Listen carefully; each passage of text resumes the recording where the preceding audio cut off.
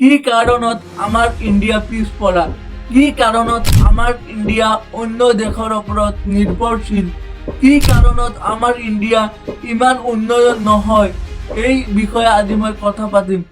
আমাৰ কাণ্ট্ৰি পৃথিৱীৰ ভিতৰত আটাইতকৈ জনবহুল এটা কাণ্ট্ৰি, য'ত প্ৰায় 150 কোটি পপুলেশ্যন আছে।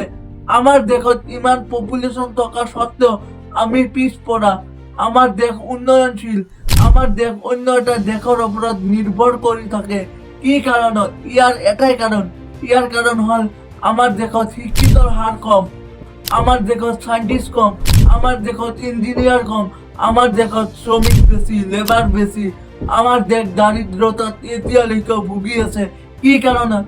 আটাইতকৈ ডাঙৰ ভুল আমাৰ নিজৰ, কাৰণ চৰকাৰে ইমান সুবিধা দিয়াৰ কাৰণেও আমাৰ সমাজত ব্যক্তি নিজৰ সন্তানক পঢ়া শুনাৰ পৰা বঞ্চিত কৰি, শিক্ষাৰ পৰা বঞ্চিত কৰি বিভিন্ন কামত যোগদান কৰি দি আছে, বিভিন্ন কামত লেবাৰ হিচাপে কাম কৰি আছে। কি কাৰণত? এইটো আটাইতকৈ ডাঙৰ ভুল আমাৰ দেশৰ অভিভাৱকৰ, আমাৰ দেশৰ গাৰ্জিয়ানসকলে নিজৰ সন্তানক পঢ়া শুনা কৰা বাদ দি বিভিন্ন কামত যোগদান কৰি আছে। বিশেষকৈ আমাৰ অসমত, আমাৰ অঞ্চলত আপোনালোকে নিশ্চয় জানে, আপোনাৰ আশে পাশে দেখি আছে, পিতৃয়ে নিজৰ সন্তানক বিদেশত পঠাই আছে, পিতৃয়ে নিজৰ সন্তানক বিভিন্ন কামত পঠাই আছে, কিন্তু কোনো এজন পিতৃ দেখা নাই নিজৰ সন্তানক ইঞ্জিনিয়াৰ বনোৱাত, নিজৰ সন্তানক ভাল ডক্তৰ বনোৱাত। বনোৱাই আছে, কিন্তু খুব কম ব্যক্তিয়ে শিক্ষাৰ লগত জড়িত। আমাৰ দেশত এইটো ডাঙৰ এটা প্ৰব্লেম। আমাৰ দেশত আটাইতকৈ ডাঙৰ এটা সমস্যা এইটোৱে যে আমি শিক্ষাৰ পৰা বঞ্চিত।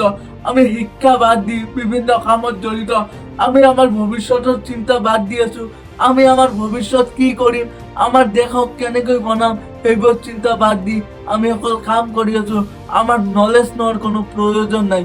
মই অনুৰোধ কৰিম গোটেই অসমীয়া সমাজক, মই এটাই অনুৰোধ কৰিম, আপোনালোকে আপোনালোকৰ সন্তানক শিক্ষাৰ পৰা বঞ্চিত নকৰিব, শিক্ষাৰ পৰা বাদ নিদিব, কাৰণ আপোনাৰ সন্তানেই আছে এই দেশখন ভৱিষ্যত ভাল কৰিবলৈ, আপোনাৰ সন্তানেই আছে এই দেশত ভাল এটা সাইণ্টিষ্ট হ'বলৈ, আপোনাৰ সন্তানেই আছে এই দেশত ভাল এটা ডক্তৰ হ'বলৈ।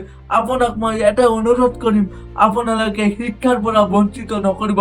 মই অসম চৰকাৰক এটা অনুৰোধ কৰিম, আমাৰ অসমৰ পৰা শিশু শ্ৰমিক বঞ্চিত কৰক, এইবোৰ বাতিল কৰি দিয়ক। তেনেহ'লে আমি আমাৰ দেশত, আমি আমাৰ ৰাজ্যত কিবা এটা চেঞ্জ কৰিব পাৰিম বুলি আশা ৰাখিলোঁ। এই ভিডিঅ'টো যিমান পাৰে শ্বেয়াৰ কৰক আৰু এনেকুৱা ভিডিঅ'ৰ কাৰণে মোৰ ফেচবুক পেজ ফ'ল' কৰিব। ধন্যবাদ। জয় আই অসম, বন্দে মাতৰম।